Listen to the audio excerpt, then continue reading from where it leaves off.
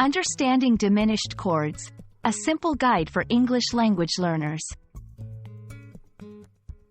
Hello everyone, and welcome to our English language learning series. Today, we're going to explore a fascinating musical term, diminished chords. Whether you're a music enthusiast or just curious about English musical terminology, this video is for you. So, let's dive into the melodious world of diminished chords together. A diminished chord is a type of chord used in music, characterized by a particular sound that is often described as tense or unstable.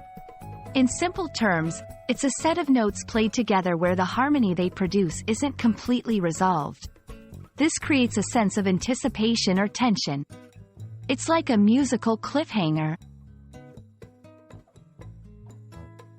To understand a diminished chord, you need to know its structure.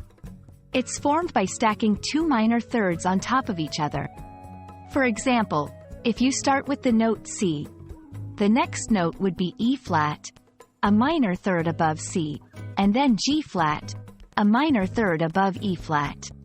This stacking gives the diminished chord its unique, somewhat uneasy sound. There are mainly two types of diminished chords. 1. Diminished triad. This is the basic form, consisting of 3 notes.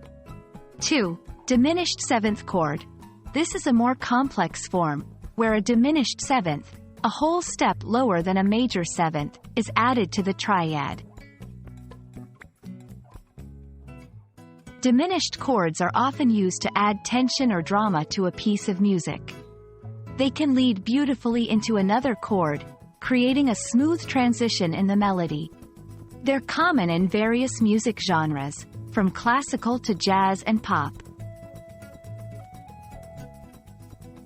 To give you a practical understanding, let's look at some song examples where diminished chords are used. Notice how they add depth and tension to the music. Here, you can insert examples from popular songs that utilize diminished chords. And that's a wrap on diminished chords. They're fascinating musical elements that add complexity and emotion to songs.